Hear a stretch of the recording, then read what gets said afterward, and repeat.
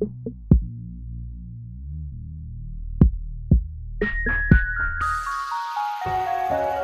name is Elaine Fancy and I'm thrilled to be here at World City Festival. We're all a part of shaping the future of our cities, and I'm excited to stand with you today virtually. Today we're going to learn landscape photography and tips and tricks on how to shoot it on your phone. So let's dive in. Right now we're at the TD Canada Trust and the FCP building. We're down in the core of King Street West. It's a pretty amazing space for a lot of portraits, architecture.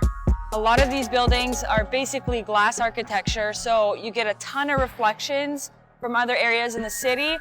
And there's no better day to shoot than on a cloudy day because all your clouds are perfect for exposures.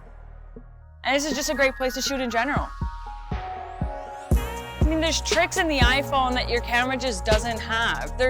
You can shoot a bulb slow shutter exposure on your camera, but you have to time it, you have to do a tripod.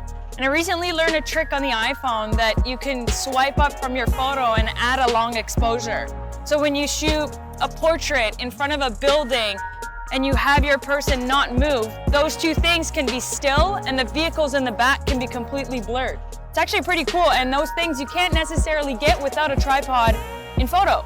So I find that there's a lot of things that are super interesting about that with the phone versus the camera, so there's definitely advantages to using your phone.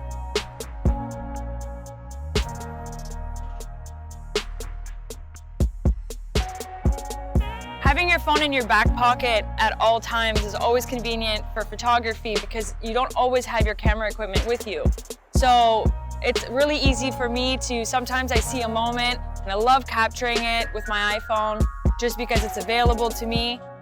There's editing apps on your phone too that make it really easy to just kind of make pictures look like they were shot on your camera. So I think, there's a lot of things you can do with your phone, and this is what we want to teach today. Kensington Market is definitely one of my favorite neighborhoods. I come here every morning almost for fresh juice.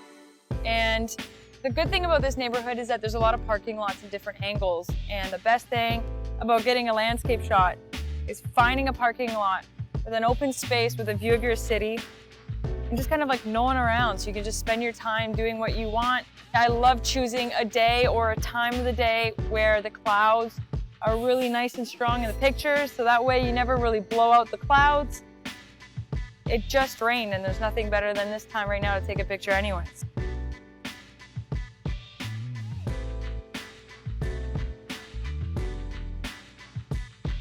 Graffiti can be super cool with just getting details. I think thinking outside of the box is one of the more important things when you're shooting landscapes and city photography, because everybody kind of sees the buildings as they are. You got to kind of look at it from a different perspective to be artistic. So instead of standing a wide shot for graffiti, it's even better to just get into the corners, get kind of some cool angles. This is one of the best things about Toronto. I think Toronto definitely being one of the most diverse cities in the world. The artistic opportunities is incredible here. I mean, every corner you turn, there's graffiti, there's someone with their camera taking a picture, there's people taking portraits in hallways. So there's no better place than Toronto in this world that I believe that gives you the opportunity to be who you are creatively and just go for it.